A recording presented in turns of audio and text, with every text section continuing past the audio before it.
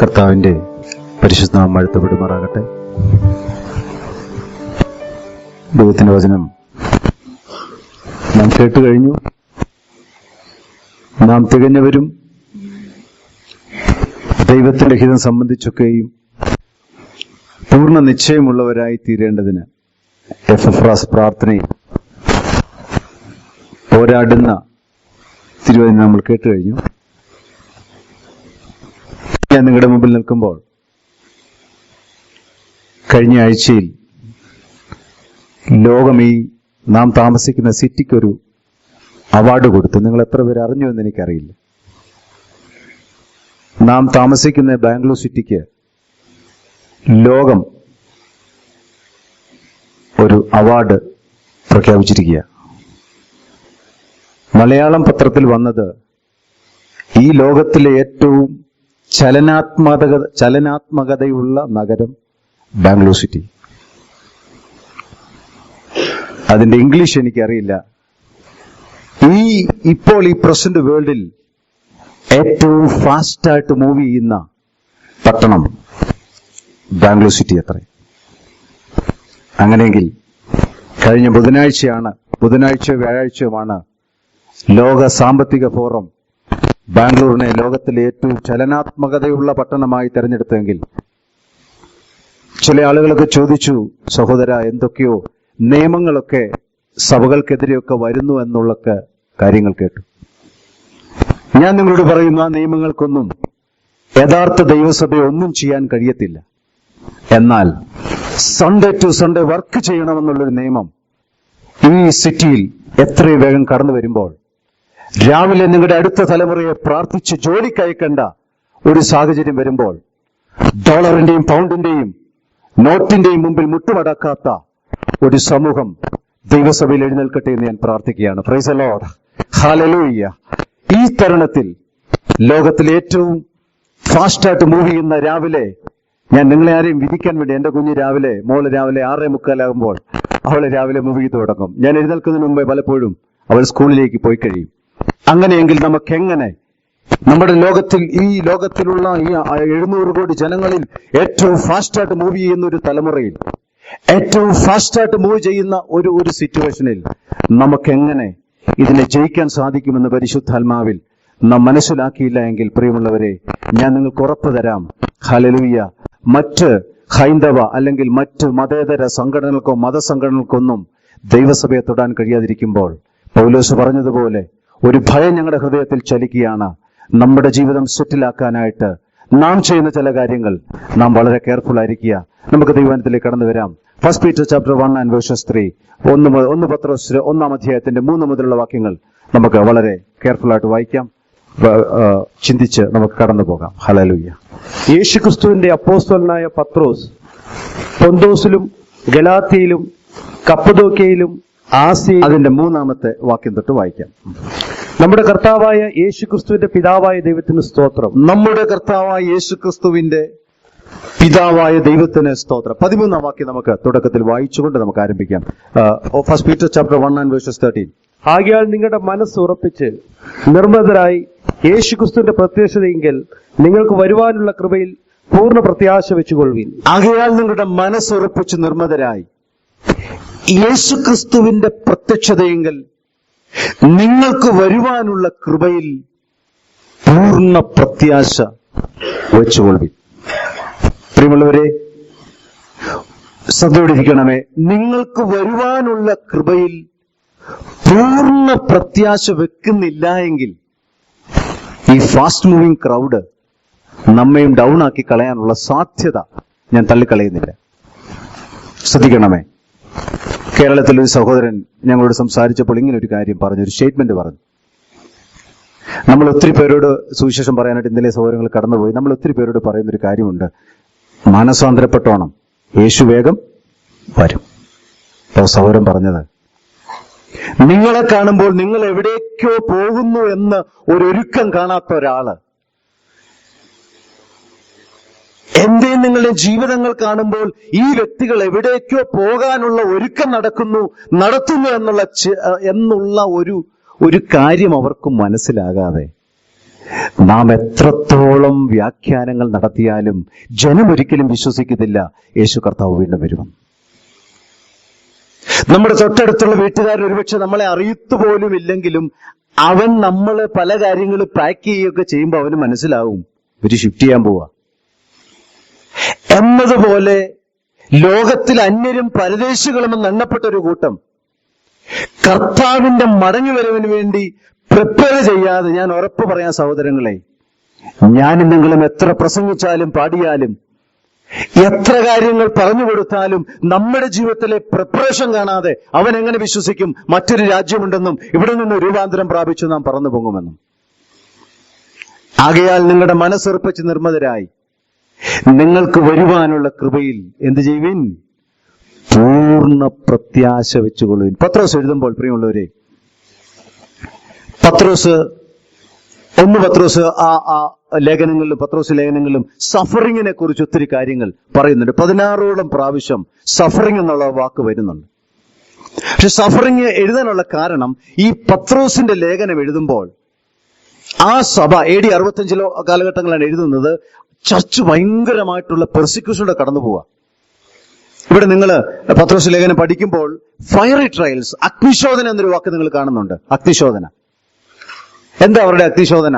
കാരണം അതുപോലെ പീഡനങ്ങൾ ഉണ്ടായിരുന്നു.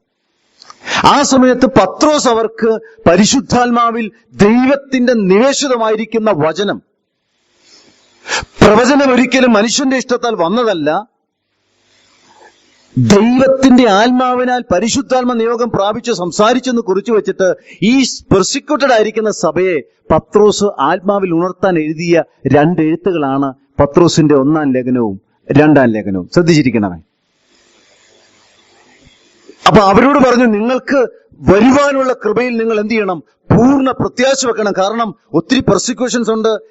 നമ്മൾ അനുഭവിക്കുന്ന പോലെ അല്ല. ശാരീരികമുണ്ട്, മാനസികമുണ്ട്, ഗവൺമെന്റിന്റെ പീഡനമുണ്ട്. എല്ലാത്തിന്റെ മധ്യത്തിൽ വരുവാനുള്ള കൃപയിൽ പൂർണ്ണ പ്രത്യാശ വെക്കണമെന്ന് പറഞ്ഞവരെ ധൈര്യപ്പെടുത്തുക. ഇനി പത്രോസ് അത് പറയാൻ ഒരു കാര്യം കൂടെ ഉണ്ടാവുമെന്ന് ഞാൻ ചിന്തിക്കുക.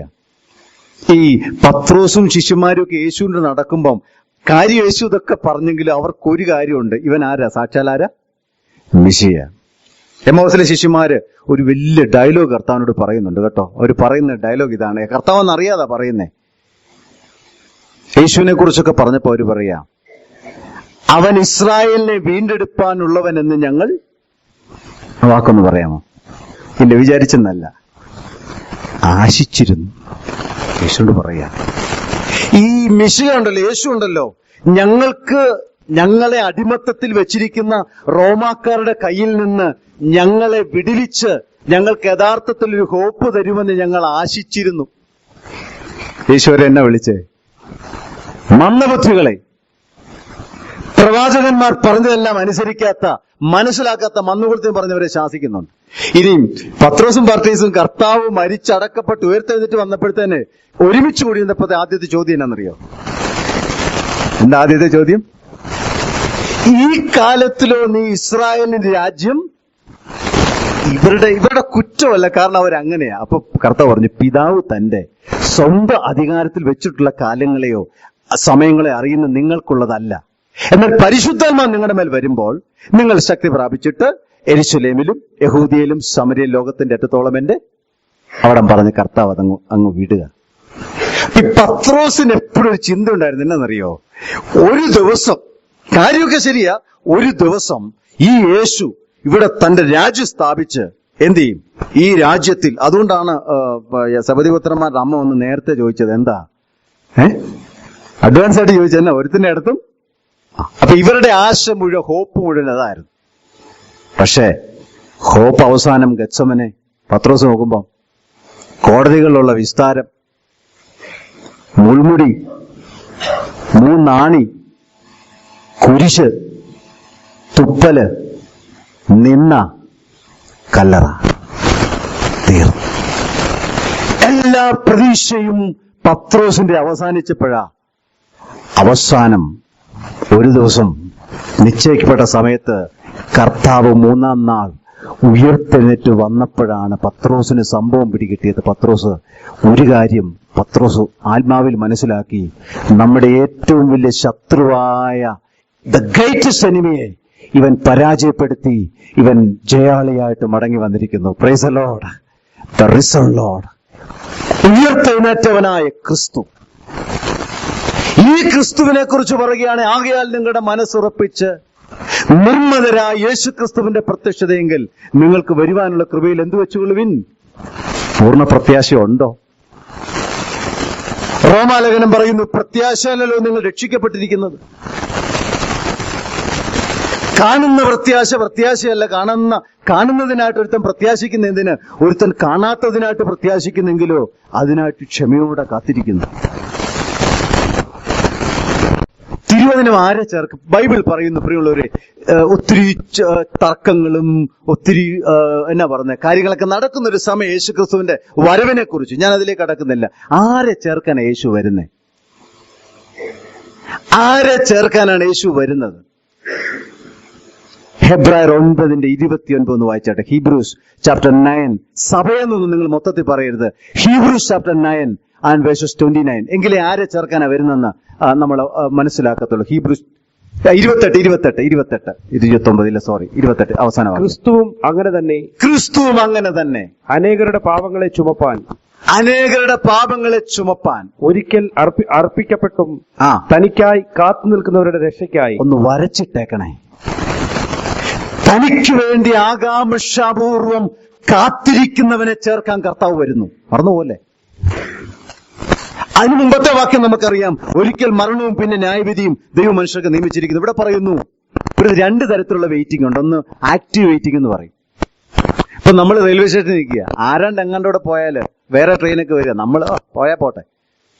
പക്ഷെ നിങ്ങളൊരു ആള് അടുത്ത ട്രെയിൻ അനൗൺസ്മെന്റ് വരുമ്പോൾ തന്നെ നമ്മൾ അപ്പൊ തന്നെ എവിടെ നോക്കി S4 ആണോ S5 ആണോ എന്നൊക്കെ നോക്കി നമ്മൾ കൃത്യം അവിടെ നിൽക്കുന്ന പോലെ. 2 ടൈപ്പ് വെയിറ്റിംഗ് ഉണ്ട്. ഒന്ന് ആക്റ്റീവ് വെയിറ്റിംഗ് ഉണ്ട്, പാസീവ് വെയിറ്റിംഗ് ഉണ്ട്. പാസീവ് വെയിറ്റിംഗുകാരെ കൊണ്ടുപോകാനല്ലേ യേശു വരുന്നത്. തനിക്ക് വേണ്ടി ആകാംക്ഷാപൂർവം കാത്തിരിക്കുന്നവരെ ചേർക്കുവാൻ ക്രിസ്തു പ്രത്യക്ഷനാകും. ഇനി ആർക്കാ പ്രതിഫലം കൊടുക്കുന്നേ? 2 തിമോത്തിയോസ് എടുത്ത 2 തിമോത്തിയോസ് അതിന്റെ 4-ാം അധ്യായം.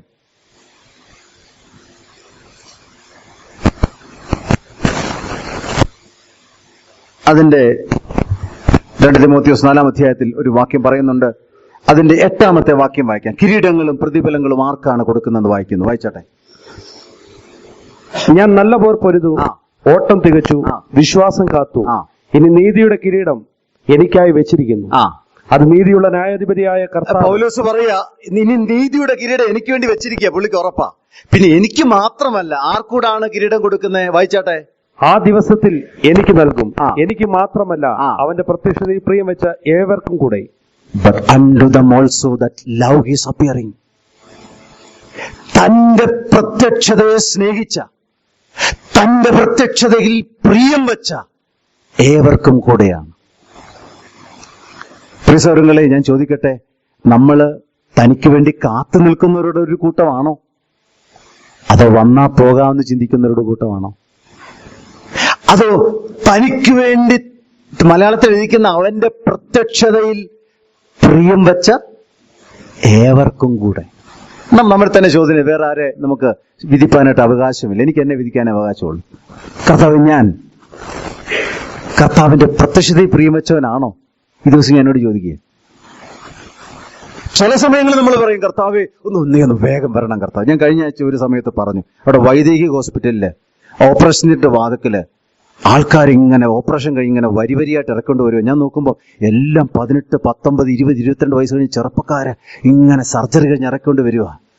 അപ്പൊ ഞാൻ എന്റെ ഭാര്യയോട് പുറത്ത് വന്ന് പറഞ്ഞു, എന്റെ ഹൃദയത്തിലെ ആഗ്രഹം ഇതാണ്, കർത്താവേ, മനുഷ്യ എത്രമാത്രം സഫർ ചെയ്യും. What a suffering. Lord come soon Lord. കർത്താവേ, നീ തിരിച്ചു വരണമേ. കാരണം മനുഷ്യരുടെ സഫറിങ് അത്രമാത്രം വലുത്. ചില സമയങ്ങളിൽ നമ്മൾ പറയുമായിരിക്കാം, എന്നാൽ അവന്റെ പ്രത്യക്ഷതയിൽ പ്രിയം വെച്ച ഏവർക്കും കൂടെ കർത്താവായ യേശു ക്രിസ്തു മടങ്ങി വരുന്നു. ഇനി നമുക്ക് 1 പത്രോസ് 1:3 മടങ്ങി വരാം. നമ്മുടെ കർത്താവായ യേശു ക്രിസ്തുവിന്റെ പിതാവായ ദൈവത്തിന് സ്തോത്രം. ഇനി അവിടെ ഒരു വാക്യം പറയുന്നുണ്ട്, പ്രത്യാശയെക്കുറിച്ച് അവിടെ ഒരു മനോഹര വാക്യം പറയുന്നുണ്ട്. വായിച്ചാട്ടെ സുനിഷ, വായിച്ചാട്ടെ. നമ്മെ ജീവനുള്ള പ്രത്യാശയ്ക്കായി. ജീവനുള്ള പ്രത്യാശ. താഴോട്ടുള്ള ഭാഗം ചിന്തിക്കുന്നത് ശ്രദ്ധിച്ചു കാണുക. ഒരു മിനിറ്റ് സുനിഷ, എന്ത് പ്രത്യാശ? മലയാളത്തിൽ ജീവനുള്ള പ്രത്യാശ. ഇംഗ്ലീഷ് എങ്ങനെയാണ്? Living hope. എന്താ ഈ ലിവിങ് ഹോപ്പ് എന്ന് ബൈബിൾ എഴുതിയിരിക്കുന്ന പ്രത്യാശ എന്ന് പറഞ്ഞ പോരെ? എന്താ ലിവിങ് ഹോപ്പ്? പ്രിയമുള്ളവരെ, ഇന്ന് ആൾക്കാരൊക്കെ ഒത്തിരി പ്രതീക്ഷ കൊടുക്കുന്നവരാ. എന്താണെന്നറിയോ? ഈ പോസിറ്റീവ് തിങ്കിങ് അല്ലെങ്കിൽ പ്രോസ്പെരിറ്റി എന്നൊക്കെ പറയും. നിങ്ങൾക്ക് അതിനെക്കുറിച്ചൊക്കെ അറിയാം. അപ്പൊ പ്രിയമുള്ളവരെ, നിങ്ങൾ എന്നോട് പറയുക, ഞാനിപ്പോ രോഗിയായിട്ടിരിക്കുക, നിങ്ങൾ എന്നോട് പറയുന്നത് എന്നാണെന്നറിയോ? നിങ്ങൾക്ക് രോഗമില്ലെന്ന്. അപ്പൊ ഞാനിവിടെ കിടന്ന് സഫർ ചെയ്യുക. അപ്പം അവൻ പറയുന്നതെന്നറിയോ? നിങ്ങൾക്ക് രോഗം ഉണ്ടെങ്കിൽ ഇപ്പൊ രോഗം ഇല്ല. അപ്പൊ ശരി, എനിക്ക് രോഗമില്ല. പിന്നെ എന്തെന്നറിയോ? ഇടയ്ക്കിടയ്ക്ക് പറഞ്ഞുകൊണ്ടിരുന്നുണ്ട് എനിക്ക് രോഗം ഇല്ല. ഒരു ദിവസം കഴിഞ്ഞ ദിവസം ഒരാൾ വിളിച്ച് പറയാ, പുള്ളി വലിയ പ്രശ്നത്തിൽ ഭാരപ്പെടുക. അപ്പൊ നാട്ടിലെ പ്രാർത്ഥനക്കാരെല്ലാം വിളിച്ചിട്ട് പുള്ളിയോട് പറയാ അങ്ങനൊരു വിഷയം ഇല്ലെന്ന്. അപ്പൊ പുള്ളി എന്നോട് ചോദിച്ചൊരു ചോദ്യം, ഞാൻ ഇതിനകത്ത് കറങ്ങുമ്പോ അങ്ങനൊരു വിഷയം ഇല്ല എന്ന് പറഞ്ഞ് കണ്ണടച്ചിരുട്ടാക്കുന്ന നല്ല പ്രത്യാശ. ബൈബിൾ എപ്പോഴും ഓണസ്റ്റാ പറയുള്ളേ. ബൈബിൾ ഉള്ള കാര്യം ഉള്ള പോലെ പറയും. കർത്താവ് ഉള്ള കാര്യം ഉള്ള പോലെ പറയുന്നവനാ. അല്ല, നിങ്ങൾ ഒരു പ്രശ്നത്തിൽ കടന്നു പോകും, ഞാൻ നിങ്ങളുടെ വീട്ടിൽ വന്നിച്ച് ഇങ്ങനൊരു പ്രശ്നം ഇല്ലെന്ന് പറഞ്ഞ് കണ്ണടച്ചിരുട്ടാക്കി നമ്മളെല്ലാവരും കൂടി രണ്ട് അല്ലേലിയ പറയുന്നതല്ല. അതിന്റെ മധ്യത്തിൽ ജീവനുള്ള പ്രത്യാശ. എന്നെ ചേർക്കുവാനായിട്ട് കർത്താവ് മടങ്ങി വരുമെന്നും എന്റെ ജീവിതത്തിൽ എന്റെ കപ്പാസിറ്റിക്ക് മുകളിൽ പരീക്ഷ വരത്തില്ലെന്നും സകല പരീക്ഷകളിലും ദൈവം ഒരു പോക്കുവഴി ഉണ്ടാക്കുമെന്ന് തിരുവചനത്തിൽ വിശ്വസിക്കുന്നവൻ ദൈവത്തെ സ്തുതിച്ചാട്ടെ. Hallelujah, hallelujah. അല്ലാതെ നമ്മൾ ഒന്നുമില്ല എന്ന് പറഞ്ഞേച്ച് ചുമ്മാ ആശ്വസിപ്പിച്ചു വിടുന്നതല്ല വിഷയം. എന്താ ബിലീവറും അൺബിലീവറും നമ്മളെ വ്യത്യാസം പറയാം.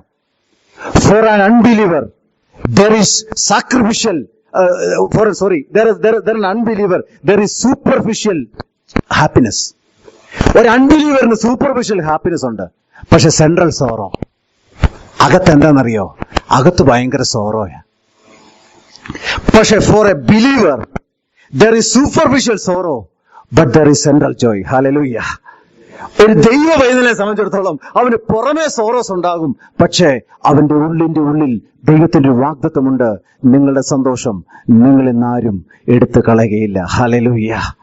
ഇവിടെ പറയുന്നു നാം ജീവനുള്ള പ്രത്യാശ. What's a living hope? ജീവനുമായിട്ട് ആ പ്രത്യാശ ബന്ധപ്പെട്ട് കിടക്കുന്നത്. എന്താ ജീവൻ എന്ന് പറയുന്നത്? Jesus said, I am the life. യേശുവാണ് ജീവൻ. ആ ജീവനില്ലാതെ പ്രത്യാശയില്ല. അതുകൊണ്ടാണ് പറയുന്നത് നിങ്ങളെ ജീവനുള്ള പ്രത്യാശയ്ക്കായി, വായിച്ചാട്ടെ, ജീവനുള്ള പ്രത്യാശയ്ക്കായി അന്ത്യകാലത്ത് വെളിപ്പെടുവാൻ ഒരുങ്ങിയിരിക്കുന്ന രക്ഷയ്ക്ക് വിശ്വാസത്താൽ ദൈവശക്തിയിൽ കാക്കപ്പെടുന്ന. നമ്മൾ സ്ലോലി കടന്നു പോകാം. ഇതൊന്ന് ഭയങ്കര ഇമ്പോർട്ടന്റ് വചനങ്ങൾ. എന്താണെന്നറിയാമോ?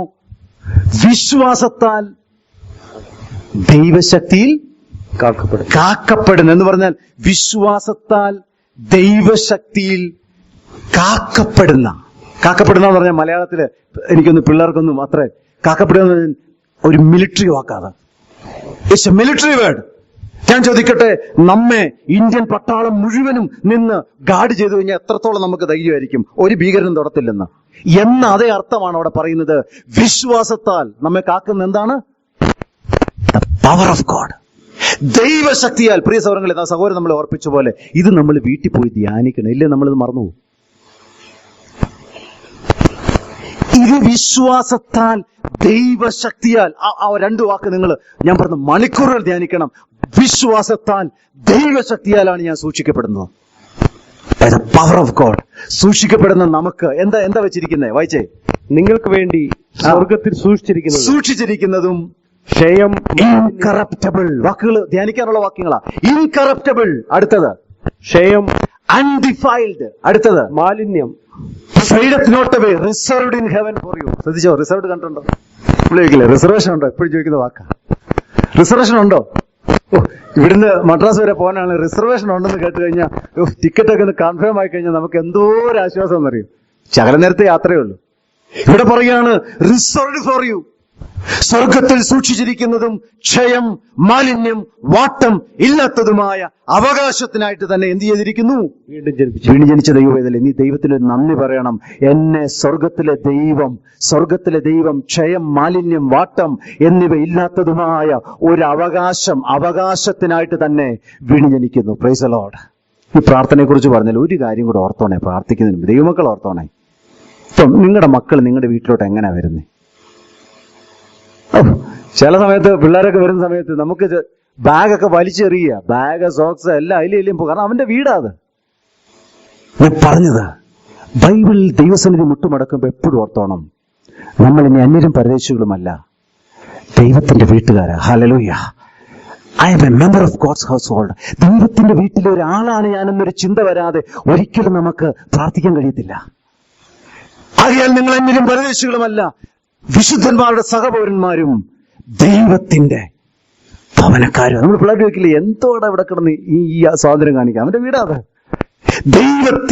ദൈവത്തെ ഓണർ ചെയ്യണം. ദാറ്റ്സ് അനദർ, അതിന്റെ മറുവശം അത്. ദൈവത്തിന്റെ ഭവനക്കാർ, it's a word of God, ദൈവത്തിന്റെ വചനമാണ്. സ്വർഗത്തിൽ സൂക്ഷിച്ചിരിക്കുന്നതും ക്ഷയം, മാലിന്യം, വാട്ടം ഇല്ലാത്തതുമായ അവകാശത്തിനായിട്ട് തന്നെ വീണ്ടും ജനിപ്പിച്ചിരിക്കുന്നു. നാളുകൾ ധ്യാനിക്കാൻ ഈ വാക്യം. ക്ഷയം, മാലിന്യം, വാട്ടം ഇല്ലാത്തതുമായ ഒരു അവകാശത്തിനായിട്ട് തന്നെ വിശ്വാസത്താൽ ദൈവശക്തിയിൽ കാക്കപ്പെടുന്ന നമുക്ക് വേണ്ടി ദൈവം സൂക്ഷിച്ചു വെച്ചിരിക്കുന്നു. ദൈവത്തിന് സ്തോത്രം. ഹല്ലേലൂയ. ഇനി അടുത്ത വാക്യം കൂടെ വായിക്കണം, അതുകൊണ്ട് നമ്മൾ വായിച്ചു പോകണം.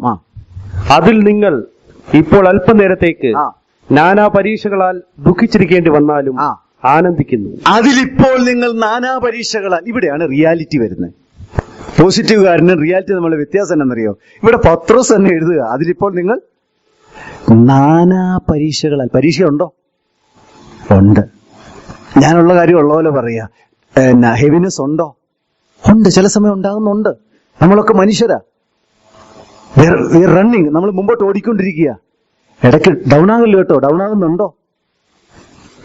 ഇടയ്ക്ക് ചിന്ത വരുന്നുണ്ട്, ദൈവമേ ഈ ശാരീരികമായ അസ്വസ്ഥത ഒന്ന് മാറിയിരുന്നെങ്കിൽ എത്ര നന്നായിരുന്നു. ചില സമയത്ത് മാനസികമായിട്ടുള്ള ചിന്തകൾ കടന്നു വരുമ്പോൾ എത്ര നന്നായിരുന്നു. ഒരു കാര്യം പ്രിയ ദൈവത്തിൽ നീ മനസ്സിലാക്കണം, നിന്റെ വിശ്വാസ ജീവിതത്തിൽ ദൈവം നിന്റെ ജീവിതത്തിൽ അനുവദിക്കുന്ന സകലത്തിന്റെയും പിന്നിൽ ദൈവത്തിന്റെ ഉദ്ദേശമുണ്ട്. Praise the Lord. എന്നെ ലിബറേറ്റ് ചെയ്തൊരു വചനം ഞാൻ പറയാം. മരണത്തിന്റെയും പാതാളത്തിന്റെയും താക്കോലുകൾ ആരുടെ കൈവശമുണ്ട് എന്ന് പറഞ്ഞാൽ, നിങ്ങളുടെ ഒരു വീടിന്റെയോ ഒരു അലമാരയുടെയോ താക്കോല് നിങ്ങളുടെ കൈവശമുണ്ട്. സ്പെയർ വേറൊരുത്തിന്റെ കയ്യിലുള്ളിടത്തോളം കാലം നമുക്കൊരു ഗ്യാരണ്ടി ഇല്ല. കർത്താവിന്റെ ഹൃദയത്തിൽ തന്ന ചിന്ത എന്നറിയോ? മരണത്തിന്റെയും പാതാളത്തിന്റെയും സ്പെയർ താക്കോലില്ല, ഒരൊറ്റ കീ ഉള്ളൂ. അത് പുത്രൻ തമ്പുരാന്റെ കയ്യിലായിരിക്കുന്നത്. Price the Lord. എന്റെ നിങ്ങളുടെ ജീവൻ പോണെങ്കിൽ പുത്രൻ തമ്പുരാൻ അത് തുറക്കാതെ പോകത്തില്ല. ധൈര്യത്തോടെ സുവിശേഷം പറഞ്ഞു. Price the Lord. പ്രിയമുള്ളവരെ, വചനം പറയുന്നു, ഞാൻ മരിച്ചവനായിരുന്നു എന്നാൽ എന്നേക്കും ജീവിച്ചിരിക്കുന്നു. മരണത്തിന്റെയും പാതാളത്തിന്റെയും താക്കോലുകൾ പുത്രൻ തമ്പുരാന്റെ കയ്യിൽ ഇരിക്കുന്നത് ആത്മാവിൽ കാണുന്നവന് ദൈവത്തെ സ്തുതിക്കാം. Hallelujah, hallelujah. അതിലിപ്പോൾ നാം അല്പനേരത്തേക്ക് നാനാ പരീക്ഷകളാൽ ദുഃഖിച്ചിരിക്കേണ്ടി വന്നാലും ആനന്ദി. ഇതാണ് ബാലൻസ്. നമ്മൾ ദുഃഖിച്ചിരിക്കേണ്ടി വന്നാലും എന്ത് ചെയ്യുന്നു? അതെന്തൊരു കളിയാ. ദുഃഖിച്ചിരിക്കേണ്ടി വന്നാലും ആനന്ദിക്കുന്നു. ബൈബിളിലെ കോൺട്രഡിക്ഷനാ. സാമുവൽ റുദർഫോർഡ് പറഞ്ഞു, ദൈവം അദ്ദേഹത്തെ സ്നേഹിച്ചപ്പോൾ ഹി ഫസ്റ്റ് ക്രിപ്പിൾഡ് മീ, അവൻ എന്നെ ക്രിപ്പിൾഡാക്കി. പിന്നെ ഞാനൊരു മുറിക്കകത്തായിരുന്നു. ഞാൻ എന്റെ ചുറ്റും ഒത്തിരി വിളക്കുകൾ കത്തിച്ചു വെച്ചിരുന്നു. അവൻ വന്ന് ഓരോ വിളക്കുകളും കെടുത്തി. അപ്പൊ ഞാൻ വിചാരിച്ചു, തമ്പുരാനെ എല്ലാം തീർന്നല്ലോ എന്ന് വിചാരിച്ചപ്പോൾ അവസാനത്തെ വിളക്കം കെട്ടുകഴിഞ്ഞപ്പോൾ he open the shutters of heaven. സ്വർഗത്തിന്റെ വാതിലുകൾ, ജനലുകളെല്ലാം എനിക്ക് നേരെ തുറന്നു വെച്ചിട്ട് എന്റെ മുഖത്തേക്ക് സ്വർഗീയ പ്രകാശം അടിച്ചു തുടങ്ങി. ഇപ്പോൾ എനിക്ക് വിളക്കിന്റെ ആവശ്യമില്ല. പുത്രൻ തമ്പുരാൻ എന്റെ മേൽ പ്രകാശിച്ചുകൊണ്ടിരിക്കുന്നു. Praise the Lord. Joni Eareckson Tada, അത് 44 വർഷമായി തളർന്നു കിടക്കുന്ന സ്ത്രീ അതിനോട് ചേർത്ത് പറഞ്ഞു, അതെ ഞാനും എന്നെയും ദൈവം ഒരുപക്ഷെ ഞാനും അങ്ങനെ ഒരു അവസ്ഥയെ കിടക്കുകയായിരുന്നു. എന്റെ ചുറ്റും അനേകം വിളക്കുകൾ ഉണ്ടായിരുന്നു. പല വിളക്കുകളും കെട്ടുപോയപ്പോൾ ഇന്ന് ഞാനൊരു കാര്യം അറിയുന്നു, ഞാൻ എന്റെ കാലുകളിൽ ഓടി നടക്കുന്നതിനേക്കാളും തേജസ്സോടെ ഞാൻ എന്റെ കർത്താവിനെ കാണും. കാരണം എന്റെ ചുറ്റിനുമുള്ള എല്ലാ വിളക്കുകളും അണഞ്ഞു പോയാലും അണയാത്തൊരു വിളക്കുണ്ട്. ക്രിസ്തു എന്ന കുഞ്ഞാടാകുന്ന വിളക്ക് നിന്റെ മേൽ പ്രകാശിക്കുന്നത് കൊണ്ട് ഞാൻ ദൈവത്തിൽ സന്തോഷിക്കും. ഹല്ലേലൂയ. ഇതാണ് ബൈബിൾ പറയുന്നത്. അല്പനേരത്തേക്ക് നാനാ പരീക്ഷകളാൽ ദുഃഖിച്ചിരിക്കേണ്ടി വന്നാലും എന്ത് ചെയ്യുന്നു? ആനന്ദിക്കുന്നു.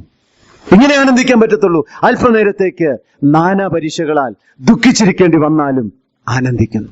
പ്രിയമുള്ളവർ, ഇതിനകത്തൊരു ഇനി അടുത്ത വാക്യം പറ. അടുത്ത വാക്യം വായിച്ചാട്ടെ. അഴിഞ്ഞു പോകുന്നതും തീയിൽ ശോധന കഴിക്കുന്നതുമായ പൊന്നിനേക്കാൾ നിങ്ങളുടെ വിശ്വാസത്തിന്റെ പരിശോധന വിലയേറിയതെന്ന് യേശുക്രിസ്തുവിന്റെ പ്രത്യക്ഷതയിൽ പുകഴ്ചയ്ക്കും തേജസ്സിനും മാനത്തിനുമായി കാണുവാൻ അങ്ങനെ ഇടവരും. പ്രിയമുള്ളവരെ, കർത്താവിന്റെ വരവിനെ കുറിച്ച് ചിന്തിക്കുമ്പോൾ നിങ്ങൾ ഒത്തിരി പേര് അതിനെക്കുറിച്ച് പഠിക്കുന്നുണ്ട്. ദൈവത്തിന് സ്തോത്രം. മത്തായി 25, ലൂക്കോസ് 21, മാർക്കോസ് 13, വെളിപ്പാട് പുസ്തകം, ദാനിയേല് 1 തെസ്സലോനിക്കർ 5-ാം അധ്യായം, 2 കൊരിന്ത്യർ 5 ഒക്കെ പഠിക്കുന്നവര് ലൂക്കോസിലും ഒക്കെ കർത്താവ് പറഞ്ഞ ഈ യേശു മടങ്ങി വരുമെന്ന് പറയുന്ന ഒരു കാര്യം. അപ്പൊ കർത്താവിനോട് ചോദിച്ചു, കർത്താവ് എപ്പോഴാ വരുന്നേ? ലൂക്കോസിൽ ചോദിക്കുന്നുണ്ട്, ശിഷ്യന്മാർ ചോദിക്കുന്നുണ്ട്, കർത്താവ് ലൂക്കോസ് 17-26 മുതൽ 36 വാക്യങ്ങൾ എടുക്കാൻ സമയത്ത് ഒരു വാക്യം മാത്രം വായിക്കാം. ഇതിനകത്ത് കർത്താവ് ഒത്തിരി കാര്യങ്ങൾ പറഞ്ഞു ഒരു എനിക്ക് അതിശയമുള്ള കാര്യം പറയാം. പഴയ നിയമത്തിൽ എത്രയോ പേരുണ്ടായിരുന്നു. 4000 വർഷത്തെ ചരിത്രത്തിൽ 100 കണക്കിന് ആളുകൾ ഉണ്ടായിട്ട് കർത്താവ് പറഞ്ഞു ഒരാളെ ഒന്ന് ഓർത്തോണെന്ന് പറഞ്ഞു. യേശു മടങ്ങി വരുന്ന പറഞ്ഞ കൂട്ടത്തിൽ കർത്താവ് പറഞ്ഞ ഇന്ന് മോശയെ ഒന്ന് ഓർത്തണം കേട്ടോ, അന്ന് തേജസ്സോടെ വന്ന പോലെ നിങ്ങൾ വരണം. ഏലിയാവിനെ ഓർത്തണം കേട്ടോ, എടുക്കപ്പെടും. ഹാനോക്കിനെ ഒന്നും പറഞ്ഞില്ല. കർത്താവ് എല്ലാം പറഞ്ഞൊരു കാര്യം പറഞ്ഞു, ഞാൻ വരും കേട്ടോ. നോഹയുടെ കാലം പോലെ മനുഷ്യപുത്രന്റെ കാലവും സംഭവിക്കും. അന്ന് അവർ വിവാഹത്തിന് കൊടുത്തും വിവാഹം കഴിച്ചും എന്ത് ചെയ്തു, ഒത്തിരി കാര്യങ്ങളൊക്കെ ചെയ്ത് ലോത്തിന്റെ കാലത്ത് പോലെ വിറ്റും നട്ടും പണിതും ഒക്കെ പോരുക. ആ സമയത്ത് അതുപോലെ തന്നെ മനുഷ്യപുത്രന്റെ കാലവും ആകും. എന്നിട്ടൊരാളെ ഓർക്കാൻ പറഞ്ഞു. ആരെ ഓർക്കാനാ പറഞ്ഞെന്ന് ഓർക്കുന്നുണ്ടോ? ലോത്തിനെ. കർത്താവ് പുത്രൻ തമ്പുരാൻ വന്നിട്ടൊരാട് കാര്യം പറഞ്ഞു, ഞാൻ വരും കേട്ടോ, ഒരാളെ ഓർത്തോണം. ആര്? ലോത്തിന്റെ ഭാര്യ ഓർത്തോളെ. നമ്മളാണെങ്കില് ഞാൻ ചോദിക്കട്ടെ, ചർച്ചില് നമ്മളാണെങ്കിൽ ആ കൂട്ടത്തിൽ ഏറ്റവും ആത്മാവിൽ ഫയറായിട്ട് നിൽക്കുക അവരുടെ കാര്യം അവർ നോക്ക്, കണ്ടോ, പ്രാർത്ഥിക്കുന്നുണ്ടോ, ബൈബിൾ വായിക്കുന്നുണ്ടോ, അല്ലെങ്കിൽ സുവിശേഷം പറയുന്നു, ആൾക്കാരെ സഹായിക്കുന്നു, എത്ര ഫയർ, അവരൊക്കെ നോക്ക് നമ്മൾ പറയല്ലേ. പക്ഷെ കർത്താവ് ഇതൊന്നും പറഞ്ഞില്ല. കർത്താവ് പറഞ്ഞു, ഞാൻ വരും, പക്ഷേ ഒരാളെ നിങ്ങൾ മറക്കല്ല, ഇടയ്ക്കിടയ്ക്ക് ഓർത്തണം. ആരെയാ? ലോത്തിന്റെ ഭാര്യ ഓർത്തോണം.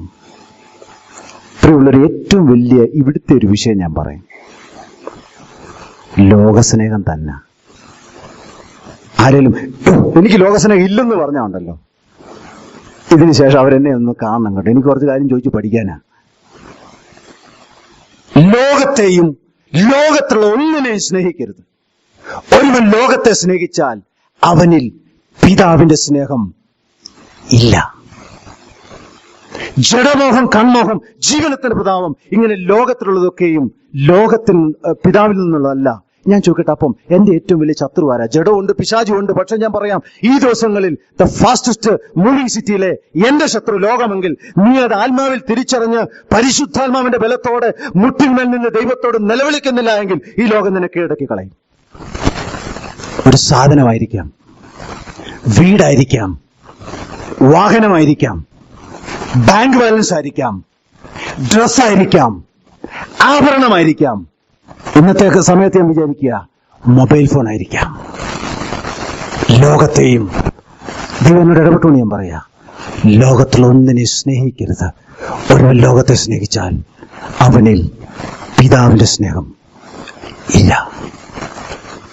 കർത്താവ് പറഞ്ഞു, ലോത്തിന്റെ ഭാര്യയെ ആ 17-26 ശേഷം താഴോട്ട് ഒന്ന് വായിക്കാമോ? അവിടെ ലോത്തിന്റെ ഭാര്യയെ ഓർക്കാൻ പറഞ്ഞിട്ട് ഒരു കാര്യം പറയുന്നുണ്ട്. അത് യോഹന്നാനിലും പറയുന്നുണ്ട്, മത്തായിലും കർത്താവ് പറയുന്നുണ്ട്.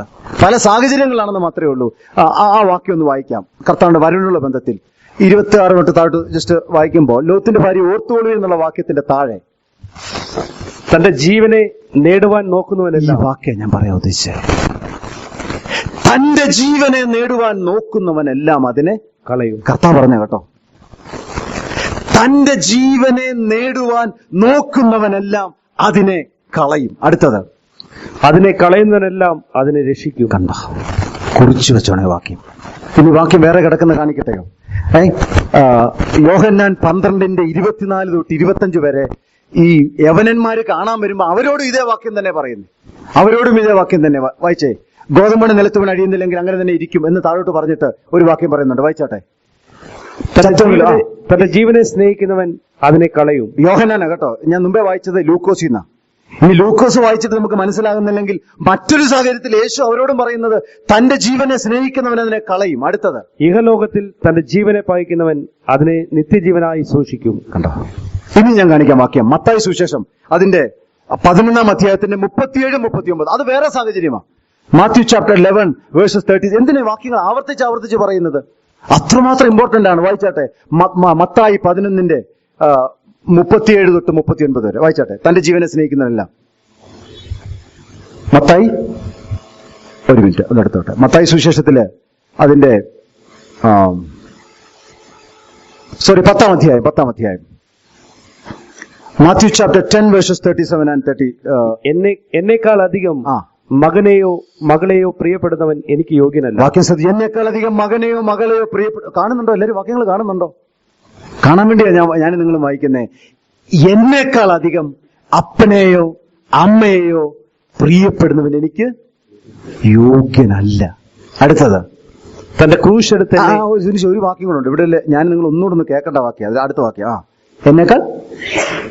എന്നേക്കാൾ അധികം മകനെയോ മകളെയോ പ്രിയപ്പെടുന്നവൻ എനിക്ക് യോഗ്യനല്ല. കേട്ടോ, എന്നേക്കാൾ അധികം മകനെയോ മകളെയോ പ്രിയപ്പെടുന്നവൻ എനിക്ക് യോഗ്യനല്ല. അടുത്തത്, തന്റെ ക്രൂശ് എടുത്ത് എന്നെ അനുഗമിക്കാത്തവനും എനിക്ക് യോഗ്യനല്ല. നമുക്കറിയാം. അടുത്ത വാക്യം, തന്റെ ജീവനെ കണ്ടെത്തിയവൻ അതിനെ കളയും. പിന്നെ ഇവിടെ പറയുക, തന്റെ ജീവനെ കണ്ടെത്തിയവൻ അതിനെ കളയും. എന്റെ നിമിത്തം തന്റെ ജീവനെ കളഞ്ഞവൻ അതിനെ. എന്താ ഈ വാക്യത്തിന്റെ അർത്ഥം? കർത്താവ് പറഞ്ഞു, ആരെങ്കിലും തന്റെ ജീവനെ കളഞ്ഞിട്ടുണ്ടെങ്കിൽ അവൻ അതിനെ നേടിയെന്ന്. ഇനി ആരെങ്കിലും, നമ്മൾ പറയല്ലോ അവരൊക്കെ കണ്ടുപിടിക്കുക, അവരൊക്കെ ജീവിക്കാൻ പഠിച്ചവരാ. ആരെങ്കിലും തന്റെ ജീവനെ നേടിയാൽ അവനെ കളഞ്ഞെന്നാ കർത്താവ്. ഞാൻ ഒത്തിരി പറഞ്ഞെങ്കിൽ ഞാൻ ഒന്നുകൂടെ ആവർത്തിക്കുക. സാധു സുന്ദർ സിംഗിന്റെ ജീവിതത്തിൽ നടന്ന ഒരു സംഭവം നിങ്ങൾക്ക് ഇരിക്കുന്ന അനേകർക്ക് അറിയായിരിക്കും. എത്ര പേർക്കറിയാം സാധു സുന്ദർ സിംഗിന്റെ ഇതുമായിട്ട് ബന്ധപ്പെട്ടൊരു സ്റ്റോറി? ഞാൻ പറയാം, ചുരുക്കവാക്യത്തിൽ പറയാം. സാധു സുന്ദർ സിംഗും ഒരു ഹിന്ദു സന്യാസിയും കൂടെ ഒരിക്കല് നോർത്ത് ഇന്ത്യയിൽ സ്നോഫോൾ ഉള്ള ഒരു സ്ഥലത്തോടെ നടന്നു പോവാം. ഭയങ്കര തണുപ്പ്. ആ സമയം ഇവർ വേഗത്തിൽ നടന്നു പോകും. കാരണം അടുത്തൊരു ഗ്രാമത്തിലെത്തി തീ കത്തിക്കുന്നിടത്ത് പോയി കൈയൊക്കെ ചൂടാക്കിയെങ്കിലേ ഇവർക്ക് സർവൈവ് ചെയ്യാൻ പറ്റത്തുള്ളൂ. അത്ര തണുപ്പാ. ആ സമയം ഇവരിങ്ങനെ വേഗത്തിൽ, ഈ ഹിന്ദു സന്യാസിയും സാധു സുന്ദർ സിംഗ് കൂടി ഇങ്ങനെ വളരെ വേഗത്തിൽ നടന്നു പോകുമ്പോഴത്തേന് റോഡിൽ ഒരാൾ തണുത്ത് വരച്ച് കിടക്കും. അപ്പൊ സാധു സുന്ദർ സിംഗ് പറഞ്ഞു, നമുക്ക് ഇയാളെ കൂടെ എടുക്കാം. അപ്പം മറ്റാൾ പറഞ്ഞു, അയ്യോ മണ്ടത്തരം കാണിക്കരുത്, സ്വന്തം കാര്യം നോക്കണം. ഇത്രയും സ്പീഡിൽ നമ്മൾ പോയിട്ട് പോലും നമ്മൾ അടുത്ത ഗ്രാമത്തിൽ എത്തുന്നതിന് മുമ്പ് അടുത്ത ലെവലിൽ സ്നോഫോൾ സന്ധ്യയ്ക്ക് വീഴാൻ തുടങ്ങിക്കഴിഞ്ഞാൽ നമ്മൾ മരിച്ചു പോകും. പിന്നെ നിങ്ങൾ, അപ്പൊ പുള്ളി പറഞ്ഞില്ല, ഞങ്ങളുടെ യേശു ഞങ്ങളോട് പറഞ്ഞിട്ടുണ്ട്, സമരിയക്കാരന്റെ കഥയില് സ്റ്റോറിയില് സംഭവത്തിൽ വഴി കിടന്നൊരുത്തനെ. ഹിന്ദു തന്നെ ചിരിക്കുക, ഫൂൾ, സ്വന്തം കാര്യം നോക്കാത്തവൻ. പുള്ളി പറഞ്ഞൊരു കാര്യം ചെയ്യും, താൻ ഇയാളെ എടുത്തോണ്ട് പോകും, എനിക്ക് എന്റെ കാര്യം നോക്കണം എന്ന് പറഞ്ഞേച്ച് ഈ പുള്ളിയെ സാധു സുനോട് ഹിന്ദു സന്യാസി മുമ്പോട്ട് ഓടി. ഈ പാവം സാധു സുന്ദർ സിംഗ്, ഈ മനുഷ്യൻ ഇത്തിരി കനമുള്ളവനാ, എടുത്ത് തോളെ വെച്ച് പുള്ളി ഇങ്ങനെ നടന്നും പിടിച്ചും ഗ്രാമത്തോട് അടുക്കാറാകുമ്പോൾ അടുത്തൊരാൾ കിടക്കും. ആരാന്നറിയോ? ഹിന്ദു സന്യാസിയാ. ചെന്ന് നോക്കിയപ്പം മരിച്ചു കിടക്കുക. സാധു, ഞാൻ മരിച്ചില്ലല്ലോ. എന്താ ഞാൻ മരിക്കാത്ത കാരണം? ഞാൻ ഇയാളെ എടുക്കാൻ പോയിട്ട് എടുത്തു വന്നിട്ട് ഞാൻ മരിച്ചില്ല, പിന്നെ ഇയാളെന്ന് മരിച്ചു കിടക്കുന്നു. അപ്പൊ പുള്ളിക്ക് മനസ്സിലായി, ഇത്രയും ഭാരം ഒരു 10-65 കിലോ 70 കിലോ ഒരാൾ ചുമന്നുകൊണ്ട് പോയോണ്ട് എന്റെ ശരീരം ചൂടായി. പിന്നെ ഈ ശരീരത്തിന് ചൂടുകൊണ്ട് ഇയാളും രക്ഷപ്പെട്ടു.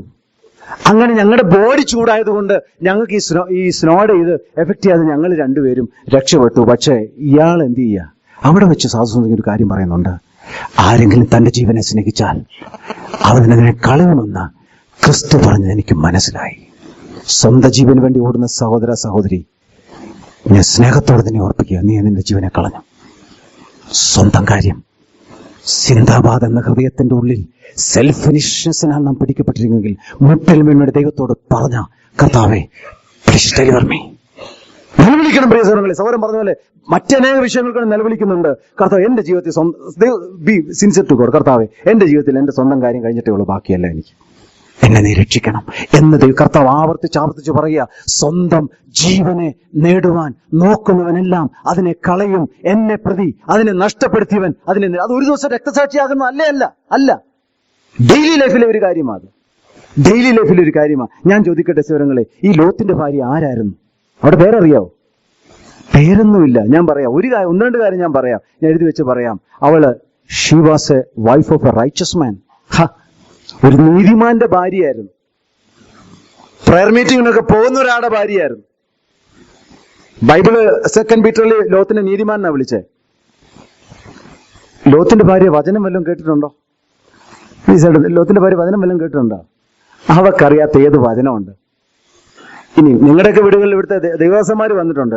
ഇവിടെ വീട്ടിൽ ആരാ വന്നേ? ദൈവം തമ്പുരാൻ തന്നെ വന്ന് പ്രസംഗിച്ചത്. അപ്പൊ വചനം കേട്ടിട്ടില്ലെന്നൊന്നും നമുക്ക് പറയാൻ പറ്റത്തില്ല. പിന്നെ ചുമ്മാ അതൊന്നുമല്ല കേട്ടെ, സത്യവചന കേട്ടെ പട്ടണം നശിപ്പിക്കാൻ പോയി. ഇനി ദൈവം ഒരു ചാൻസ് കൊടുത്തത്. ഇതിനു മുമ്പ് സോദോമിൽ പോയി താമസിച്ചപ്പം എല്ലാവരെയും കൂടെ പിടിച്ചോണ്ട് പോയതാ. വീടും വണ്ടിയും സാധനങ്ങളും ഫ്രിഡ്ജും എല്ലാം കൂടെ പിടിച്ചോണ്ട് പോയിട്ട് പാവം അബ്രഹാം പോയിട്ട് ആൾക്കാരെ വിളിച്ചോണ്ട് വന്ന. അന്നേലും ചിന്തിക്കണ്ടേ അവിടെ പോയി കിടന്ന ശാശ്വതമായിട്ട് രക്ഷപ്പെടത്തില്ല. ദൈവം നമുക്ക് അവസരങ്ങൾ തരും, എനിക്ക് നിങ്ങൾക്ക് തരും രക്ഷപ്പെടാൻ അവസരം. രക്ഷപ്പെടണം. 3, she knew what is going to happen. അവർക്ക് വ്യക്തമായിട്ട് അറിയാം ഇത് നശിപ്പിക്കാൻ പോവാം. എല്ലാം അറിയാം കേട്ടോ, ശ്രദ്ധിച്ചോണേ, എല്ലാം അറിയാം. അടുത്തത്, ഷീ ഓൾറെഡി സ്റ്റാർട്ടഡ് റണ്ണിങ്. അപ്പൊ നമ്മൾ ലോത്തിന്റെ ഭാര്യ നോക്കിക്കൊണ്ട് എന്തുകൊണ്ടിരിക്കുക? സോദം വിട്ട് ഇങ്ങനെ ഓടിക്കൊണ്ടിരിക്കുക. നമ്മൾ നിന്റെ അല്ലേലിയ പറയും, ലോത്തിന്റെ ഭാര്യ ഭയങ്കര കേട്ടോ, ഭയങ്കര ഫയറാ, അവളും എല്ലാം വിട്ട് നോക്കുക, എല്ലാം വിട്ടേച്ച് ഇറങ്ങി ഓടുക. പിന്നെ ദൈവത്തെയും ദൈവജനത്തെ അറിയാവുന്ന ഒരാളായിരുന്നു. ഓടിക്കൊണ്ട് കുറച്ചു നേരം കഴിഞ്ഞപ്പോഴത്തേന് പിന്നെ ദൂതിന്റെ കാര്യം പറഞ്ഞാൽ കയ്യെ പിടിച്ചോണ്ട്. ഇനി രസമുണ്ട്, എന്നാന്നറിയോ? ശ്രദ്ധിക്കണേ, എല്ലാവരും കേൾക്കണേ, ഞാൻ ഭയത്തോടെ പറയുന്നത്. ഇത് പറഞ്ഞപ്പം ഇവരുടെ പെമ്മക്കൊക്കെ കല്യാണം ആലോചിച്ച് വെച്ച വുഡ്ബി എന്നൊക്കെ പറയും ബാംഗ്ലൂരിൽ. 2 വുഡ്ബീസ് ഉണ്ടായിരുന്നു. അവരോട് പറഞ്ഞു, നിങ്ങളോട് വരുന്ന പോകുന്നുണ്ടോ, രക്ഷ, ഭയങ്കര സുഭിക്ഷമായിട്ട് ജീവിക്കുക. അപ്പം ആ ബൈബിൾ എഴുതി വെച്ചിരിക്കുക. അവർക്ക് തോന്നി എന്നാ പറയുക, ജോക്കിംഗ്. യവനക്കാരെ, ഇവിടെ കിടന്ന സഹോദരന്മാരൊക്കെ കർത്താവ് മടങ്ങി വരുമെന്നും മില്യൺസ് ഓഫ് ലൈറ്റ് ഇയേഴ്സ് അപ്പുറത്തുള്ള ഒരു പട്ടണത്തിൽ ഇന്ന് കാഹളം വിളിച്ചാൽ ഇന്ന് രാത്രി അവിടെ താമസിക്കാൻ പോകുന്നൊക്കെ പറയുമ്പോഴത്തേന് ഉള്ളിച്ചിരിക്കുന്നുണ്ടോ? നല്ല തമാശ. അവർക്ക് ന്യൂ ജനറേഷൻ ആയിരുന്നു. അവർക്ക് അതൊരു തമാശയായിട്ട് തോന്നി. തമാശയായിട്ട് മലയാളത്തിൽ ഇരിക്കുന്ന അവർക്ക് കളി പറയുന്ന പോലെ തോന്നിയെന്നാ പറഞ്ഞു. കളി പറയുന്നത് എന്ന് ഞാൻ 2-3 പേര് നമ്മൾ വീട്ടിലൊക്കെ ചെല്ലുമ്പം പിള്ളേരൊക്കെ ഉണ്ടെങ്കിൽ നമ്മൾ തമാശ പറയത്തില്ലേ, ഒന്ന് ഉഷാറാക്കാൻ വേണ്ടി. അല്ല കേട്ടോ. എന്നിട്ടൊറ്റ കാര്യം പറഞ്ഞു, നിനക്ക് രക്ഷപ്പെടാൻ പർവ്വതത്തിലേക്ക് ഓടാൻ പറഞ്ഞു. ഡേവിഡ് ലൂക്കസിന്റെ മനോഹര പ്രസംഗമുണ്ട്. നിനക്ക് നാശം പ്രാപിക്കാതിരിക്കാൻ പർവ്വതത്തിലേക്ക് നീ ഓടിപ്പോവുക. ഞാൻ അതിലേക്കൊന്നും കടക്കുന്നില്ല. അവസാനം അങ്ങനെ എവിടെ വരെ എത്തിയെന്ന് എനിക്കറിയത്തില്ല. ലോത്ത് പറഞ്ഞു, എനിക്ക് അവിടെ ഇടാൻ പറ്റത്തില്ല, അപ്പുറത്തൊരു പട്ടണമുണ്ട് സോവർ, അവിടെ എത്തുന്ന വരെ ഒന്ന് സഹായിക്കണം. അവിടെ ശരി, അത് എല്ലാം ചോദിച്ചെല്ലാം കൊടുക്കുന്നുണ്ട്. അവസാനം എന്നാ സംഭവിച്ചെന്നറിയോ? ലോത്തിന്റെ ഭാര്യ പുറകോട്ട് നോക്കി. നിങ്ങൾക്ക് എന്താ അതിനകത്ത് ഇത്ര തെറ്റുള്ളത്? എന്താ തെറ്റുള്ളത്? എന്താ അതിനകത്ത് ഇത്ര തെറ്റുള്ളത്? ലോത്തിന്റെ ഭാര്യ പുറകോട്ട് നോക്കി ഉപ്പുതൂണായിട്ട് ഭവിച്ചു. ഈ ഓടുന്നവരുടെ കൂട്ടത്തിൽ നമ്മൾ നോക്കിയുണ്ടല്ലോ, നമുക്ക് തോന്നുന്നു ലോത്തിന്റെ ഭാര്യ ഓടുവന്നു, പക്ഷെ ഉപ്പുതൂണാ. 10 വർഷം മുമ്പ് ഏത് ആത്മീയ കണ്ടീഷനാണോ അതേ കണ്ടീഷൻ തന്നെ. പിന്നെ ഒരു കാര്യം കൂടെ ഉണ്ട്. ലോത്തിന്റെ ഭാര്യ എന്ത് ചെയ്യുന്നറിയോ? ഈ ഡ്രൈവിംഗ് ഒക്കെ പഠിക്കാൻ പോകുന്ന നോ മൂവിംഗ് എന്നൊരു സിഗ്നൽ, നോ മൂവിങ്. ആ സിഗ്നലിൽ അവൾ അങ്ങ് നിൽക്കുക. അവിടെ ആ നിപ്പങ്ങ് നിന്നു. ഞാൻ ഭയത്തോടെ പറയാം, പുത്രൻ തമ്പുരാൻ വന്ന് പറഞ്ഞേ കർത്താവ് വരുമെന്നൊക്കെ സംശയമൊക്കെ ചോദിക്കല്ലേ. പഠിച്ചോ, ഡാനിയേലും മൃഗത്തിന്റെ സംഖ്യയൊക്കെ പഠിച്ചോ. പക്ഷേ ഇടയ്ക്ക് ഒരാളെ കൂടെ ഓർത്തണോ? ആരെയാ? ലോകത്തിന്. കർത്താവ് ഞാൻ ഒന്നും എടുക്കാൻ തിരിയുന്നില്ല. ആ 1200 രൂപയുടെ നോക്കിയ ഫോണുണ്ടല്ലോ, അത് മാത്രം. കർത്താവ് പറഞ്ഞ് നേരെ മുമ്പോട്ട് നോക്കണം, അബ്രഹാം നോക്കിയതുപോലെ. ഇനി ഞാൻ പറയാം എന്തുകൊണ്ടാണ് അറിയോ? എന്തുകൊണ്ടാണ് നമ്മൾ ഇടയ്ക്കിടയ്ക്ക് പുറകോട്ട് നോക്കാൻ ടെൻഡൻസി ഉണ്ടോ? ഒരു കാര്യം പറയാം, ഈ മനുഷ്യന്റെ ജീവിതത്തിലെ ശൂന്യതയാണ്. എംപ്റ്റിനെസ്. ശ്രദ്ധിക്കണേ, എംപ്റ്റിനെസ് ആണ്. എംപ്റ്റിനെസ് ഹൃദയത്തിൽ വരുമ്പോ ഉണ്ടല്ലോ, മുമ്പോട്ട് ഇങ്ങനെ പ്രത്യാശയോടെ നോക്കി ഓടിക്കൊണ്ടിരിക്കുമ്പോഴത്തന്നെ ഒരു ചിന്ത വരുന്നത്, എത്ര നല്ല കാലങ്ങളായിരുന്നു കഴിഞ്ഞ നാളുകളൊക്കെ. പുറകോട്ട് ഇങ്ങനെ നോക്കുക, അതേ ഇപ്പൊ നിൽക്കുന്നേ. പണ്ടൊക്കെ എത്ര രസമായിരുന്നു, പണ്ടൊക്കെ എത്ര സുന്ദരമായ വചനങ്ങൾ, ഇപ്പൊ എല്ലാം പഥ്യവചനങ്ങൾ, എല്ലാം കട്ടിയ. പിശാച് ഒരു കാര്യമുണ്ട്. ഞങ്ങളവിടെ ഇവിടുത്തെ സഹോദരി അവിടെ കിടന്നപ്പോൾ അനസ്തേഷ്യൻ ആദ്യം സംസാരിച്ച്. അപ്പം അനസ്തേഷ്യക്കാർ ആദ്യം വന്നാലേ സംഭവം നടക്കുള്ളൂ. അനസ്തേഷ്യക്കാരുടെ പരിപാടി എന്ന് പറഞ്ഞാൽ ഒരൊറ്റ ഡോസ് അങ്ങോട്ട് കൊടുക്കുക. പിന്നെ ഓപ്പറേഷൻ കഴിഞ്ഞ് എത്ര മണിക്കൂർ കഴിഞ്ഞ് വ്യക്തി എഴുതേക്കെന്നറിയോ? അതാണ് അനസ്തേഷ്യന്റെ പരിപാടി. ഇനി ഞാൻ ചോദിക്കട്ടെ, ഈ എംറ്റി ആയിട്ടുള്ള ആൾക്കാർക്ക് പിശാച് ഒരു അനസ്തേഷ്യ കൊടുക്കുന്നുണ്ട്. അതോടെ ഞാൻ പറയാം. എന്റെ ഡയറി എഴുതി, busy life is the anaesthesia given to reduce the pain of empty life. കേട്ടോ എല്ലാരും? Busy life is the anaesthesia which is given to reduce the pain of empty life. ഒരാള് ഒന്നുമില്ലേ, പിശാച് പറഞ്ഞറിയോ? ബിസി, രാവിലെ തൊട്ട് വൈകുന്നേരം വരെ എന്തെങ്കിലുമൊക്കെ ചെയ്യ്. ഓഫീസുകാർ മാനേജർ പറഞ്ഞു 5:30 പൊക്കോളം പറഞ്ഞു. പക്ഷെ നമ്മൾ അവിടെ ഇരിക്കുക. കാരണം നമ്മളെ തന്നെ ബിസിയാക്കുക. കാരണം തന്നെ ചെല്ലു പറയുന്നുണ്ട്, തന്നെ ഇരിക്കുമ്പോൾ ഒരു സുഖമില്ല. അവൻ എന്തെന്നറിയോ? അവൻ ഈ ബിസി ലൈഫിന്റെ അനസ്തേഷ്യ അങ്ങോട്ട് അടിച്ചു കയറ്റി കഴിയുമ്പോൾ അവനറിയാം ഇവൻ മയങ്ങി കിടന്നോളുമെന്ന്, ഇവൻ എഴുന്നേൽക്കത്തില്ലെന്ന്. ഞാൻ ചോദിക്കട്ടെ, ഈ പട്ടണത്തിൽ ലക്ഷക്കണക്കിന് ആളുകളെ പിശാച് അന്ന് വീണുപോയ ലൂസിഫർ അത് ബിസി ലൈഫിന്റെ അനസ്തേഷ്യ കൊണ്ട് ഇനി നിങ്ങളോട് ഒരാൾ ചോദിക്കുമ്പോൾ ആദ്യം ചോദിക്കുന്ന ചോദ്യം എന്നറിയോ? എന്നാ പ്രോഗ്രാം ആണോ? ഞങ്ങളോട് അതാ ചോദിക്കുന്നത്, എന്നാ പ്രോഗ്രാം ഒന്നും ഇല്ലേ എന്ന് പറഞ്ഞാൽ അർത്ഥം ഇതാ. ഇവിടെ ഞാൻ രാവിലെ തൊട്ട് 5 മണി തൊട്ട് വൈകിട്ട് രാത്രി 11 വരെ ബൈബിള് പോലും വായിക്കാനോ മെഡിറ്റേറ്റ് ചെയ്യാനോ പ്രാർത്ഥിക്കാനോ ഒന്നും സമയമില്ല, ഞാൻ ഓടിക്കൊണ്ടിരിക്കുക. നിങ്ങൾക്ക് പരിപാടിയൊന്നും ഇല്ലേ എന്നാ ചോദ്യം.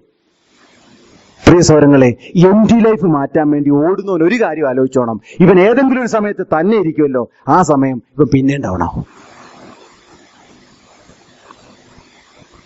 കാസ്റ്റിംഗ് ഗ്രൗണ്ട്സ് എന്ന് പറയുന്ന ഒരു മനോഹരമായ ഒരു ഗ്രൂപ്പ് ഉണ്ട്. അവരാണ് ഹുവാമൈ എന്നൊരു പാട്ട് എഴുതിയത്. ഹുവാമൈ നിങ്ങൾക്ക് അറിയാതിരിക്കാം. അവരുടെ ഒരു പുതിയ പാട്ടുണ്ട്. അത് പാട്ടിന്റെ പേരാണ് കം ടു ദ വെൽ, കിണറിന്റെ അരികിലേക്ക് വരിക. ഞാൻ എന്റെ വാക്കുകൾ അവസാനിപ്പിക്കുക.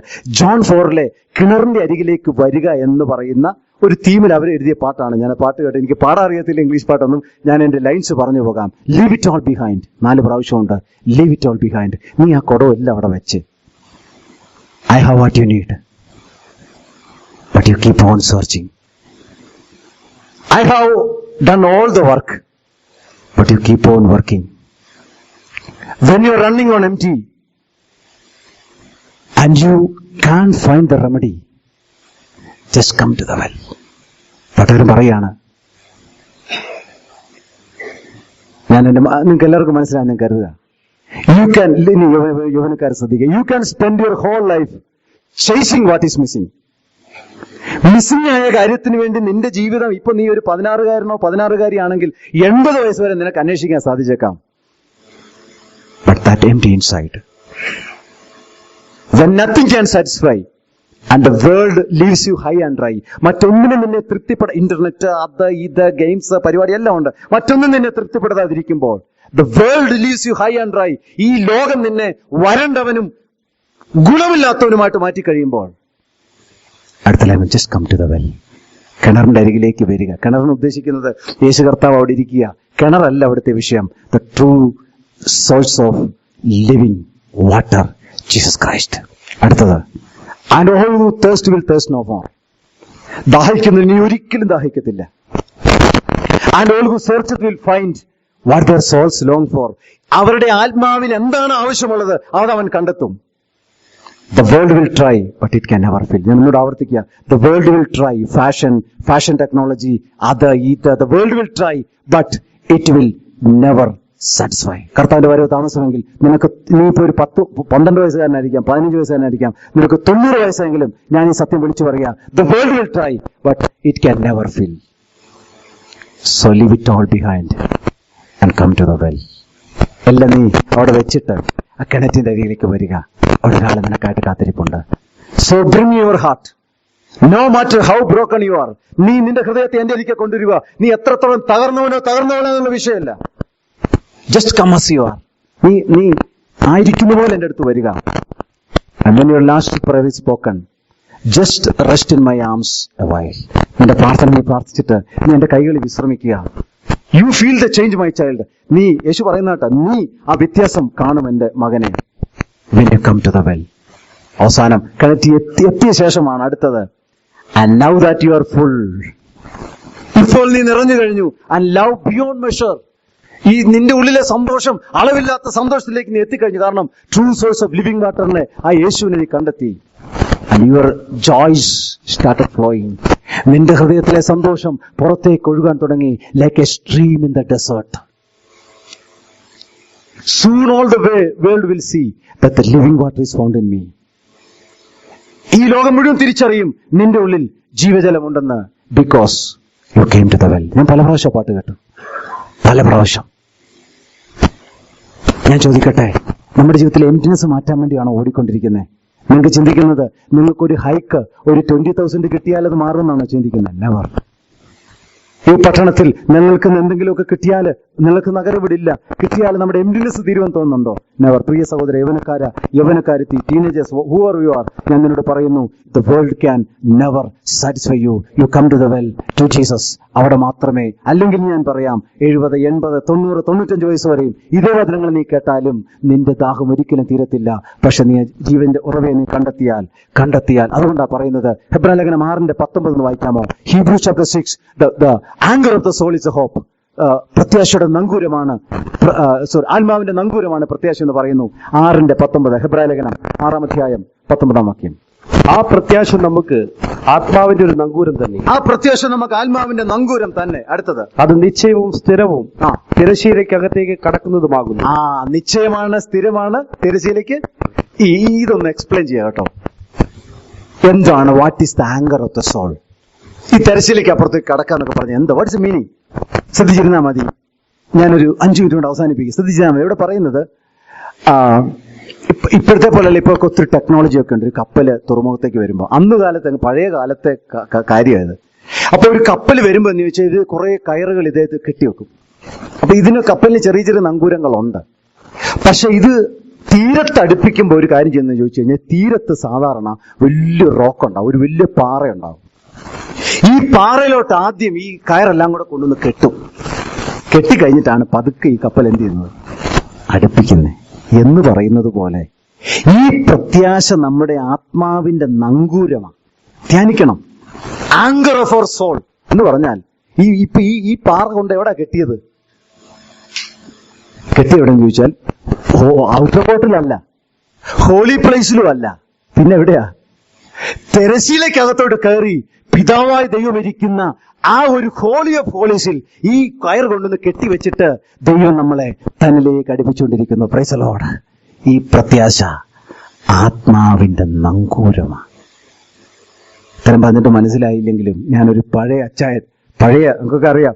പുള്ളി ഒരു പാട്ട് പാടി. പുള്ളി പറഞ്ഞു, അങ്ങും ഇങ്ങും നോക്കിയാൽ നീ, സിമ്പിൾ മലയാളം, അങ്ങും ഇങ്ങും എന്ന് പറഞ്ഞ പിള്ളേരെ, അങ്ങും ഇങ്ങും നോക്കിയാൽ നീ മുമ്പിൽ പോയിടാ, ഭംഗമില്ലാതെ ഓടിയാൽ കിരീടം പ്രാപിക്കും. പിന്നെ ലോത്തിന്റെ ഭാര്യയെക്കുറിച്ചൊരു ലൈൻ ഉണ്ട് അതിനകത്ത്. എന്തായിരുന്നു? ഓട്ടമോടുവാൻ അനേകർ മുൻ വന്നെങ്കിലോ, ലോത്തിൻ ഭാര്യ പോലെ പിൻപിൽ നോക്കി നിന്നുപോയി. ഓട്ടമോടുവാൻ അനേകർ മുൻ വന്നെങ്കിലോ, ലോത്തിൻ ഭാര്യ പോലെ പിൻപിൽ നോക്കി നിന്നുപോയി. ചേർന്ന് പാടാം. ഭാരം പാപം തള്ളി ലക്ഷ്യം നോക്കി നേരെ മുൻപോട്ടോടി ഓട്ടം തികയ്ക്കാം. ഭാരം പാപം തള്ളി ലക്ഷ്യം നോക്കി നേരെ മുൻപോട്ടോടി ഓട്ടം തികയ്ക്കാം. അങ്ങുമിങ്ങും നോക്കിയാൽ നീ മുൻപിൽ പോയിടാ, ഭംഗമില്ലാതോടിയ കിരീടം പ്രാപിക്കാം. അങ്ങുമിങ്ങും നോക്കിയാൽ നീ മുൻപിൽ പോയിടാ, ഭംഗമില്ലാതോടിയ കിരീടം പ്രാപിക്കാം. ഇവിടെ വലിയ പള്ളിയിലെ ഒരാള് കെയർടേക്കറുമായിട്ട് കുറച്ചു നേരം സംസാരിച്ചു. പുള്ളി ചോദിച്ചു, നിങ്ങളുടെ പള്ളിയിൽ എത്ര പേരുണ്ട്, എത്ര ഫാമിലി ഉണ്ട്? ഞാൻ വളരെ താഴ്മയോട്, ദൈവം എനിക്ക് തന്ന ഇതിൽ ഞാൻ കുറച്ച് കാര്യങ്ങൾ പുള്ളി പറഞ്ഞു. ഞങ്ങളുടെ പള്ളി അങ്ങനല്ല. പുള്ളി താക്കോലൊക്കെ പുള്ളിയല്ലേ കേട്ടോ, വലിയൊരാളാണ്, നമ്മുടെ ഒരു സ്നേഹിതനും കൂടെ. ഞാൻ അവസാനം ഒരു കാര്യം പറഞ്ഞു, അതങ്ങനെ തന്നെ ആകണമെന്ന് ഞാൻ ആഗ്രഹിക്കുക. ചേട്ടാ, ഞങ്ങൾ കുറച്ചു പേരേ ഉള്ളൂ, കുറച്ച് വീട്ടുകാരേ ഉള്ളൂ. പക്ഷെ ഞങ്ങളുടെ ആഗ്രഹം ഇവിടെ ഉള്ള വീട്ടുകാര് അവിടെയും കാണണമെന്നാണ്. Price the Lord. ഭയത്തോടെ ഞാൻ പറയും, ഇവിടെ ഉള്ള വീട്ടുകാരെ നമ്മൾ ഇവിടുത്തെ പള്ളിക്കാരോടൊക്കെ പറഞ്ഞു കഴിഞ്ഞു, കുറച്ചു പേരേ ഉള്ളൂ, പക്ഷെ ഇവിടെ ഉള്ളവര് അവിടെയും കാണണം. ഇതാണ് നമ്മുടെ ആഗ്രഹം. അങ്ങനെ നോക്കിയാൽ നീ മുമ്പിൽ പോയിടാ, ഭംഗമില്ലാതെ ഓടിയാൽ കിരീടം പ്രാപിക്കാം. അതുകൊണ്ട് ബൈബിൾ പറയുന്നു, നിങ്ങൾ ആ പത്രോസിന്റെ ഭാഗങ്ങൾ, അവനെ നിങ്ങൾ കണ്ടിട്ടില്ലെങ്കിലും സ്നേഹിക്കുന്നു. ഇപ്പോൾ കാണാതെ വിശ്വസിച്ചുകൊണ്ട് നിങ്ങളുടെ വിശ്വാസത്തിന്റെ അന്ധമായ ആത്മരക്ഷ പ്രാപിക്കുകയും പറഞ്ഞു തീരാത്തതും മഹിമയുള്ളതുമായ സന്തോഷത്തോടെ ഇൻഎക്സ്പ്രസിബിൾ ജോയ് എന്ന് പറയുന്നത്.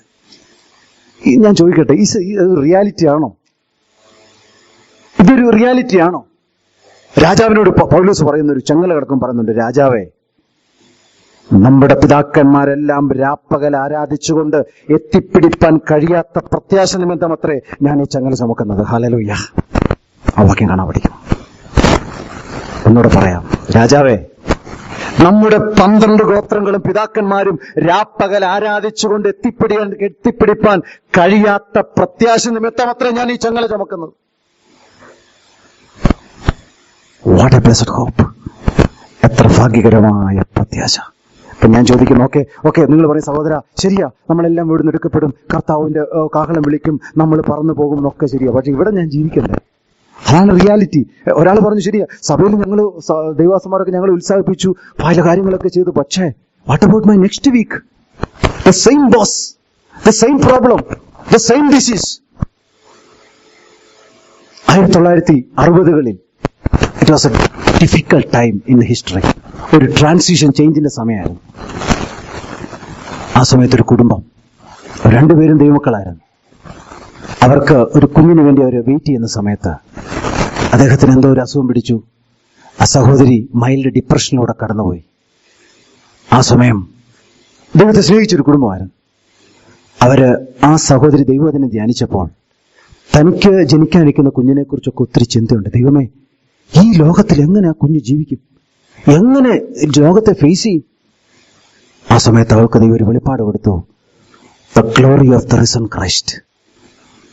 ഉയർത്തെഴുന്നേറ്റ ക്രിസ്തുവിന്റെ മഹത്വത്തെക്കുറിച്ച് ആ സഹോദരിക്ക് വെളിപ്പാട് കിട്ടിയപ്പോൾ അവൾ പേന എടുത്തെഴുതി, because he lives I can face tomorrow. Because he lives all fear is gone. Because I know, yes I know, he knows the future. And my life is worth living just because he lives. Bill and Gloria Gaidar, അനുഗ്രഹിക്കപ്പെട്ട family, അനേകരെ bless ചെയ്ത ദൈവം നിങ്ങളെ അനുഗ്രഹിക്കട്ടെ. പ്രിയമുള്ളവരെ, കർത്താവിന്റെ രീതിയിലേക്ക് വരുമ്പോൾ ഒരു കാര്യം ഓർത്തോണം. ദ ഗ്രേറ്റസ്റ്റ് എനിമി, മരണം, പരാജയപ്പെട്ടു. മരണത്തെ തോൽപ്പിച്ചു. നിങ്ങൾ ചോദിക്കും, എന്റെ കുഞ്ഞ്, ഞങ്ങൾ കടന്നു പോകുന്ന പ്രതിസന്ധി എങ്ങനെ ജീവിക്കും? 100,000 ചോദ്യങ്ങൾ നിനക്കുണ്ടായിരിക്കാം. ഞാൻ അതിന് ഉത്തരം പറയാം. Because Jesus lives you will also live. Hallelujah. അവൻ ജീവിക്കും. കരങ്ങൾ ദൈവത്തെ സ്തുതിച്ചാട്ടെ. ഹല്ലേലൂയ. അവൻ ജീവിക്കുന്നത് കൊണ്ട് ഈ പ്രത്യാശയും ധൈര്യവും പ്രാപിച്ചുകൊണ്ട് വേണം പുറത്തേക്ക് ഇറങ്ങി.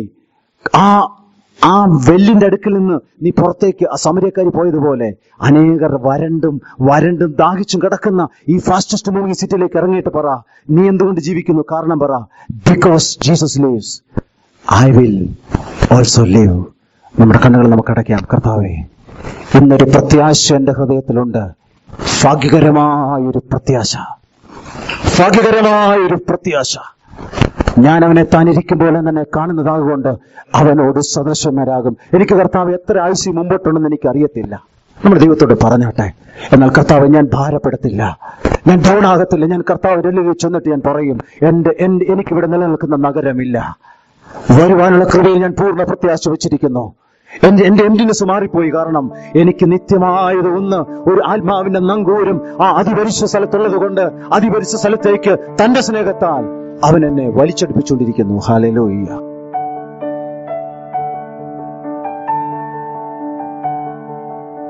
ഈ സന്ദേശം ശ്രവിക്കുക മൂലം നിങ്ങളുടെ ഹൃദയത്തിൽ നല്ല ചില ആഗ്രഹങ്ങൾ ഉൾക്കടപ്പെട്ടുവെങ്കിൽ ഞങ്ങൾ കൃതാർത്ഥനായി. കൂടുതൽ ആത്മീയ സന്ദേശങ്ങൾ കേൾക്കുവാൻ www.charismaticassembly.org